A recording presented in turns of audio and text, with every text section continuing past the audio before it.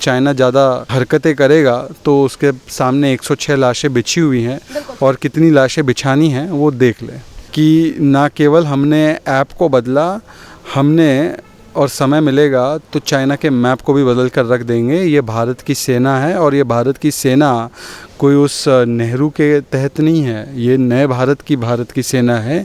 सैनिक हुए कम क्योंकि गलवान में हमारी सेना ने दिखाया दम, पर बात यह है कि कुछ लोगों को चाइना पर ज़्यादा भारत पर भरोसा है कम, क्योंकि उन्होंने चीनी चंदा खाया है, इसलिए चाइना पर यह है मम।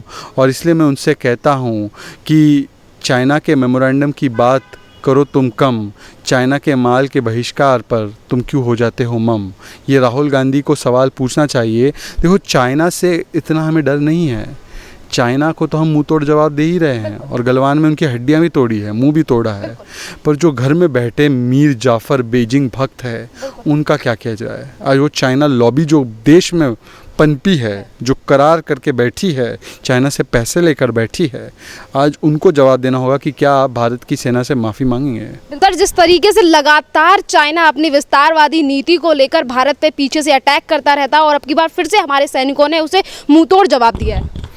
बिल्कुल, देखिए, एक तरफ सवाल ये है कि 29 और 30 जुलाई की जो बातें सामने आ रही है उससे पता चल रहा है कि किस तरीके से चालबाज चाइना अपनी हरकतों से तो बाज नहीं आएगा, पर गलवन में चाइना के उठते हुए फन को हमारे सैनिकों ने जिस तरीके से किया है, तो 20 हमारे शहीद हुए, पर जो सवाल उठाते थे कि सरेंडर कर दिया हमारी सेना ने, आज वो उन चाइनीज़ कब्रों को देखें।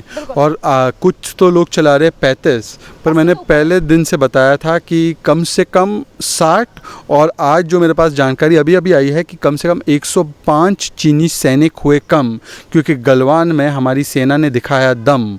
पर बात यह है कि कुछ लोगों को चाइना पर ज़्यादा भारत पर भरोसा है कम, क्योंकि उन्होंने चीनी चंदा खाया है, इसलिए चाइना पर यह है मम।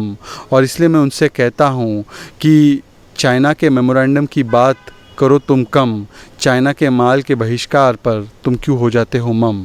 ये राहुल गांधी को सवाल पूछना चाहिए। देखो, चाइना से इतना हमें डर नहीं है, चाइना को तो हम मुंह तोड़ जवाब दे ही रहे हैं और गलवान में उनकी हड्डियां भी तोड़ी है, मुंह भी तोड़ा है।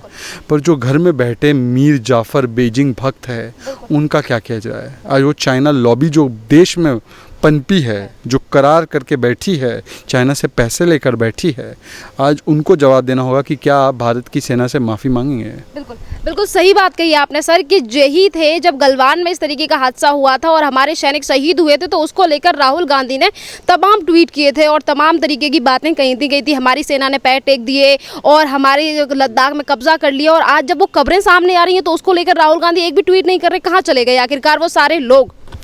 यही दिक्कत है कि देश तो चाइना से निपट लेगा, पर भीतर बैठे चीनी एजेंटों से कैसे हम निपटे। क्योंकि आपको आज समझना होगा कि बार बार जब से चाइना का चंदा मिला तब से आरजेएफ का धंधा चला, और जब से आरजेएफ का ये काला गोरख धंधा चला तब से भारत के हितों का चाइना के लिए सौदा हुआ। उस समय पर जब सरकार थी तो चाइना का लगातार हमारे देश में घुसपैठ होता था। हमने ईस्टर्न लद्दाख में कई इलाके दे दिए, 600 बार घुसपैठ हुई, 48 में अक्साई चीन दे दिया था, डूमचेली, इन तमाम इलाकों को हमने खो दिया। उसके अलावा आप देखेंगे तो आर्थिक हितों का ऐसा सौदा हुआ कि पैसा आरजेएफ में अंदर आया और भारत ने बिना कुछ सोचे समझे उसको आरसेप या फ्री ट्रेड एग्रीमेंट में शामिल कर दिया गया, जिससे कि भारत चाइना के बीच जो ट्रेड था उसमें वित्तीय घाटा 33 गुना बढ़ गया और भारत को नुकसान उठाना पड़ा। उसके बाद भी जो चीज़ें हैं कि चाइना का, देखो, हम लोग देश का नमक खाते हैं, कुछ लोग चाइना का हक्का नूडल खाते हैं। इसलिए जब हम लोग आई टू आई कॉन्फ्रंटेशन में थे 2017 में, आपको याद होगा जब डोकलाम में बात हो रही थी, तब चीनी एजेंट की तरह जाकर चाइनीज़ एम्बेसडर के साथ चाइना हक्का नूडल खाकर आ गए राहुल गांधी। मानसरोवर जाने से पहले चाइना के लोगों से मिल गए।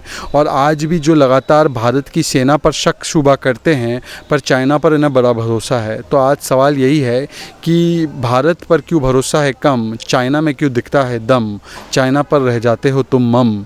ऐसा क्या पैसों का और सौदा किया है तुमने कि देश में तुम बार बार फोड़ते हो चाइना के लिए बम।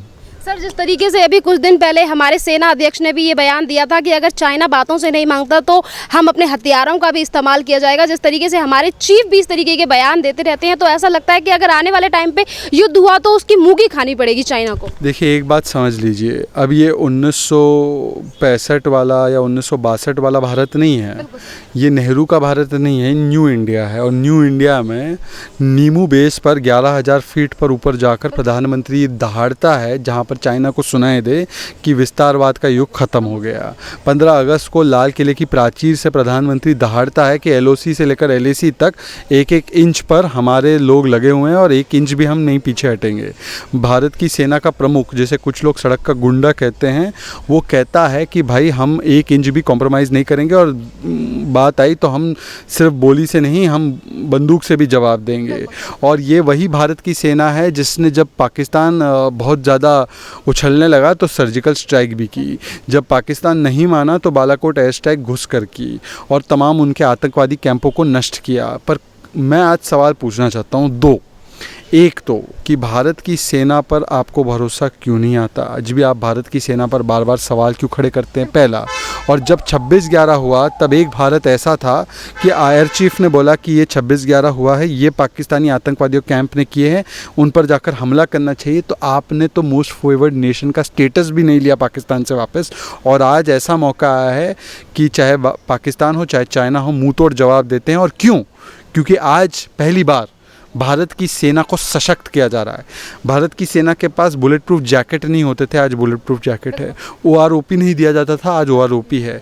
रफ़ाल के ऊपर राजनीति की जाती थी, आज रफ़ाल खड़ा है। वहाँ पर भी जवाब देगा, पाकिस्तान पर भी जवाब देगा और चाइना पर भी जवाब देगा। सर, अभी कुछ दिन पहले ही PM नरेंद्र मोदी ने अभी कहा था, अभी आपने ही कहा कि PM नरेंद्र मोदी लद्दाख गए थे, यानी कि 3 जुलाई को जब PM नरेंद्र मोदी लद्दाख गए थे तो उस दिन भी PM नरेंद्र मोदी ने ये चीज़ कही थी कि हम सुदर्शन, वो मतलब कृष्ण वाली नीति रखते हैं कि हम बांसुरी बजाना जानते हैं तो हम सुदर्शन चक्र भी चलाना जानते हैं। तो सर, उस टाइम पे आपने देखा होगा कि किस तरीके के भाव थे चाइना के। चाइना सामने से आकर बात करता है और फिर पीछे से ही वार करने की कोशिश करता है। उस समय पर भी क्या हुआ? उस समय पर भी जब प्रधानमंत्री ने बातें बोली और वो जहाँ जाकर बोल रहे थे, उसका असर तो बीजिंग में सीधा दिखने लगा। बीजिंग में हड़कंप मच गया। वहाँ के लोग मीडिया में ये डालने लगे कि ये भारत तो बड़ा अग्रेसिव भारत है, इससे अब नहीं निपटा। और वो तब से ही कहने लगे थे कि गलवान में देखो भारत क्या कर रहा है। गलवान में भारत जो है अग्रेसिवली हमारे PLA के सैनिकों के, आज भी जो खबरें निकली है वो वहीं से निकली है। पर कुछ लोगों ने तब ये सवाल उठाया कि आपने चीन का नाम नहीं लिया। तो मैंने उनसे तब भी पूछा कि नाम से नहीं, काम से आप बात करो। अब मैं जैसे अर्ज करता हूँ, मैं अगर बोलूँ कि देश के सबसे भ्रष्ट माँ बेटा कौन है, मैंने नाम नहीं लिया, प्यारा हिंदुस्तान के दर्शक समझ गए। देश की सबसे भ्रष्टतम पार्टी कौन सी है? देश का वो कौन सा प्रधानमंत्री है जो कभी अपने मन मुताबिक काम नहीं कर पाया? देश की वो कौन सी एक कौन सा राष्ट्रीय दामाद है? मैंने कहीं पर भी नाम नहीं लिया, पर आपके दर्शक समझ जाते हैं। तो मैं हमेशा कहता हूँ कि नाम नहीं, काम पर भरोसा रखो और काम दिख रहा है। सर, जिस तरीके से कांग्रेस की आपने, जैसे कि अभी कांग्रेस के बारे में तमाम तरीके की बातें की और कांग्रेस हमेशा ही चाइना हो या फिर पाकिस्तान, उन सारी चीज़ों को सपोर्ट करती है। जब भी अभी अगर आतंकवादी भी मारे जाते हैं तो वो उन्हीं पे सवाल पूछते हैं कि पेड़ गिरे या फिर क्या बेला, कभी सेना का सपोर्ट नहीं करती। क्या जिस तरीके से आज कांग्रेस विलुप्त होती जा रही है, यही सारे रीज़न है?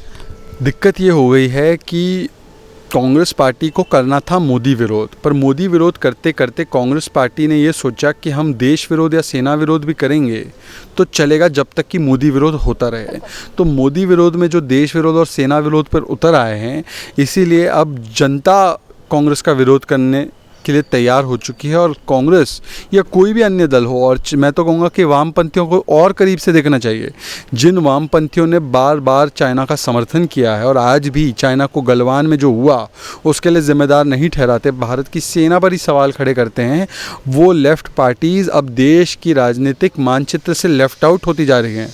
और JNU के एक कैंटीन के अलावा, और हो सकता है केरला के अलावा, और वो भी केरला छिन जाएगा बहुत जल्द, त्रिपुरा से गायब, वेस्ट बंगाल से गायब, पूरे देश के राजनीतिक मानचित्र से गायब, सिर्फ JNU ढाबा तक सीमित हो चुके हैं।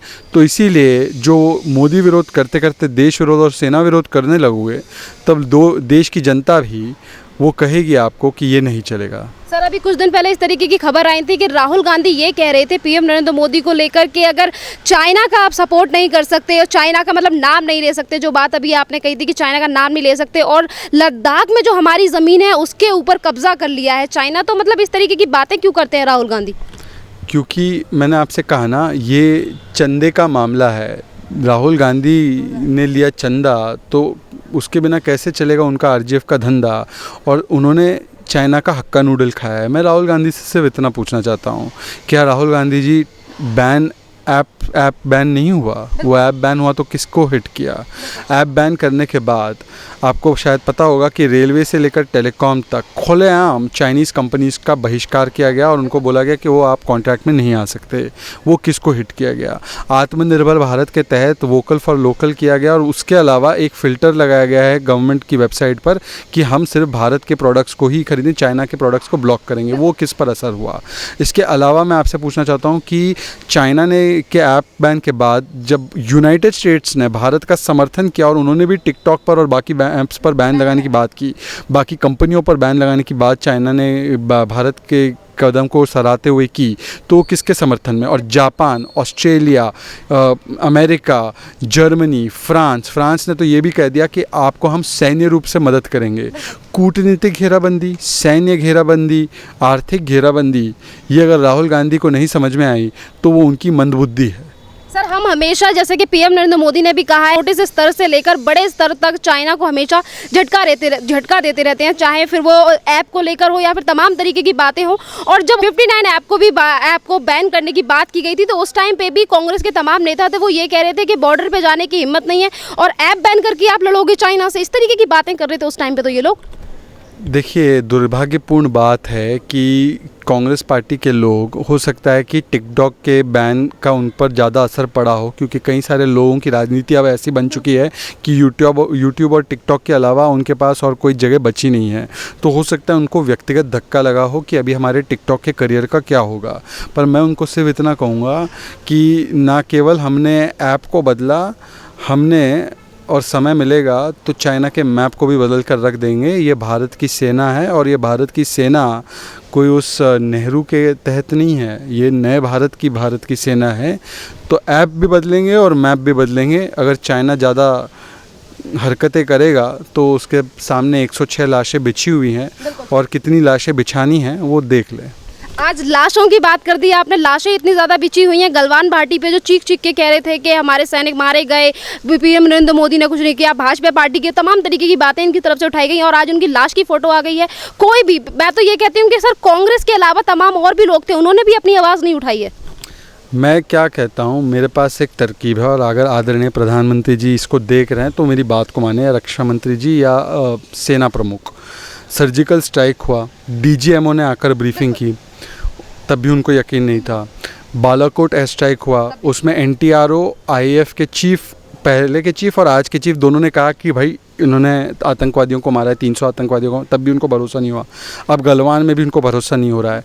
तो मेरा एक कहना ये है कि आप राहुल गांधी और सोनिया गांधी और प्रियंका वाड्रा जी को खासकर, उनको अगले ऑपरेशन के दौरान जब सर्जिकल स्ट्राइक कर रहे हैं या आप गलवान में कोई ऑपरेशन कर रहे हैं, उनको साथ में ले जाने का प्रबंध किया जाए, या तो उनको सैटेलाइट पर ऊपर जहाँ से तस्वीरें दिखती हैं वहाँ पर उनके लिए, वैसे भी उन्होंने एक मकान छोड़ दिया है तो उनको वहाँ पे प्रबंध उनका किया जाए, ताकि वो वहीं से बैठकर देख सके, और हो सके तो उनको अपनी भारत की सेना पर तब यकीन हो जाए, क्योंकि भारत की सेना पर उन्हें वैसे भी यकीन कम होता है, उन्हें चाइना पर ज़्यादा भरोसा है, पाकिस्तान पर ज़्यादा भरोसा है। सर चाइना पे इतना ज़्यादा भरोसा क्यों? जो 2008 में जो डील की थी, या फिर उन्होंने जो पहले पैसा ले रखा है, इसीलिए इन्हें ज़्यादा भरोसा है चाइना पे? आपको देश पर क्यों भरोसा है? क्योंकि हम देश के वासी हैं। आप बोलिए माइक में। हम देश के वासी हैं सर, हम देश में रहते हैं, हमें देश से ज़्यादा किस पे भरोसा होगा? मुझे इस देश पर इसलिए भरोसा है क्योंकि मैं इस देश का खाता हूँ, और मुझे बताया गया है मेरे ईमान ने कि भाई जिस देश के थाली में खाते उसे छेद नहीं करते। अब जो अपने आप को इस देश का ना समझता हो, या जो इस देश का ना छोड़कर कोई और देश का खाता हो, तो वो उस देश की वफादारी करेगा।